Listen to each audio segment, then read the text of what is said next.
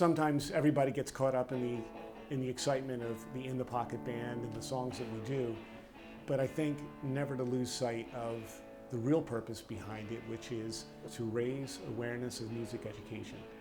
So it's not only maybe one specific institution, but it's music in general. It's to bring awareness to the fact that kids are just way underserved in schools when it comes to being educated about music appreciation, music performance, all those things. And this project helps bring that to the forefront, the fact that we really need to pay attention to our kids and the fact that they really need a great music education. When we started In the Pocket, the music side of it was just a part of it. I thought it was really important to make people aware of the fact that music programs are the first to be cut. The art of music is important, education is important. That's a real important aspect of what we promote within the Pocket.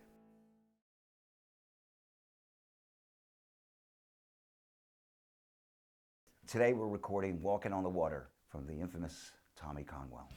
Well, there were a lot of great Tommy Conwell songs, probably the most obvious being I'm Not Your Man. And Tommy is just somebody that is just so powerful when he plays live, and I thought, well, let's do a rocker.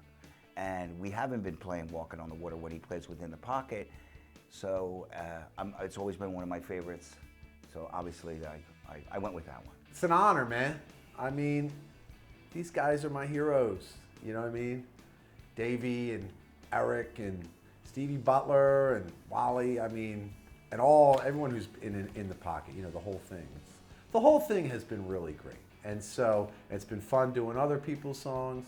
And so to have one of my songs included is really exciting. And to have Dave HAUSE from The Loved Ones singing it is just awesome, because I have a lot of punk rock in my heart, you know what I mean?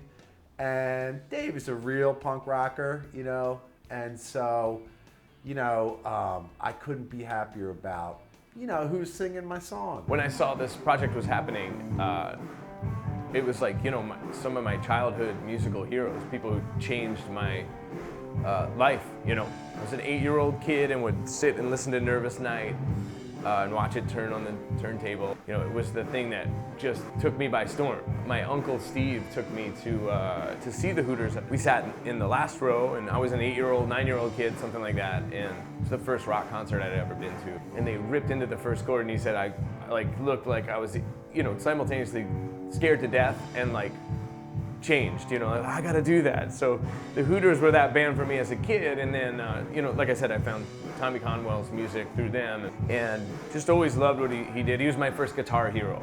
Walking on the water, yeah! That's right. Yeah. Oh, yeah, yeah. So 5-4, flat third, oh, yeah, 'cause I believe in miracles.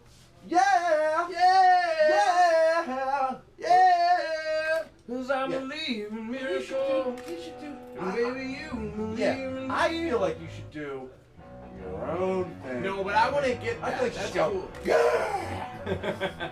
I do. Yeah, but I don't want it to be too. I want it to be more. I want it to fit in the. I don't want to fit in. Yeah. All right. Yeah. Try. Do me a favor. Yeah. Try some. Yeah. Try that too. All right. I'll do that All too. right. We'll see though. Let's see what sounds best. Walking on water. 1, 2.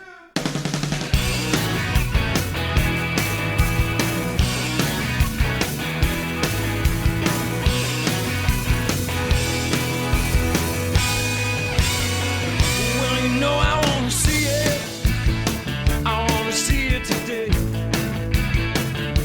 And I've heard everything that the cookbook said. Well, I might be hysterical, but I know it can be. 'Cause I believe in miracles. When Davey said he wanted to redo a Tommy Conwell song, I thought it was great, because I was involved with Tommy on his first independent record, on the Columbia record, and recorded, all his original material, including Walkin On The Water. So the opportunity to revisit it with the In the Pocket band, so to speak, was just a great idea. And to have Tommy involved, as his great energy, So it was just great. I was just like, absolutely, I'm all in. Let's do it. It's one of those songs too, when I first heard it, I went, oh, it's a pretty simple straight ahead song, but it's got a million little twists and turns in it. I think as a musician and someone who, I understand my theory and all of that kind of stuff, there's a lot of key changes in it. There's 3 key changes in it, so that's kind of unusual for a lot of songs. I remember clearly recording it originally because it was clearly one of his better songs. Not that it's even conscious, but when you're working on a song on a record and you realize, wow, this is a good song, this is an important song, you just pay closer attention. So you make sure it's great. And in Tommy's case, that was easy because he was just he still is just a natural performer. And so it was really fun working on the song originally and now.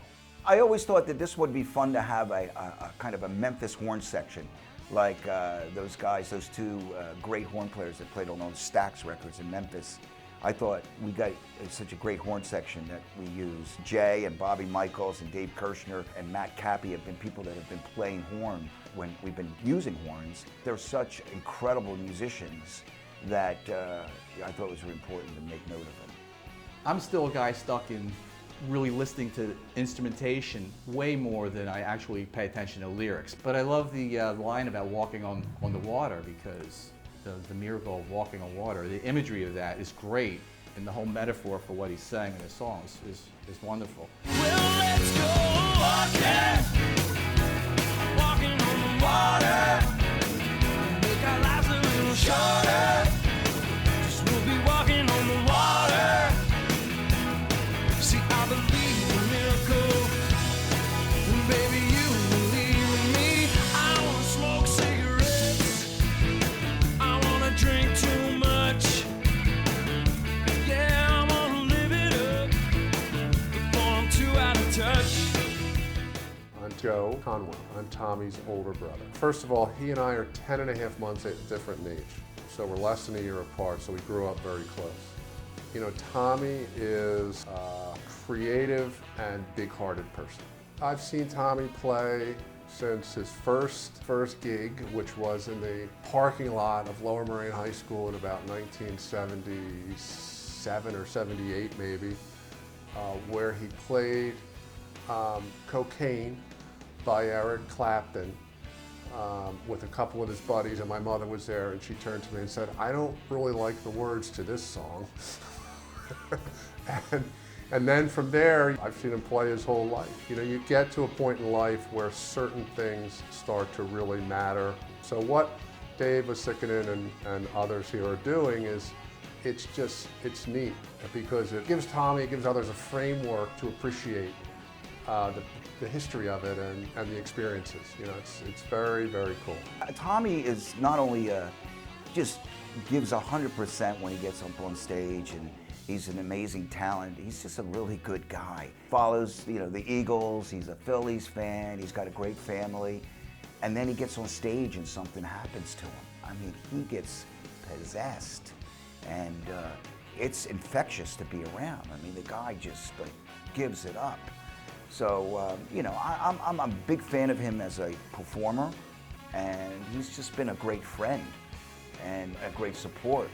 And he's been involved with everything we've done within the pocket. And I can't imagine going on without him. He's that great. Yeah.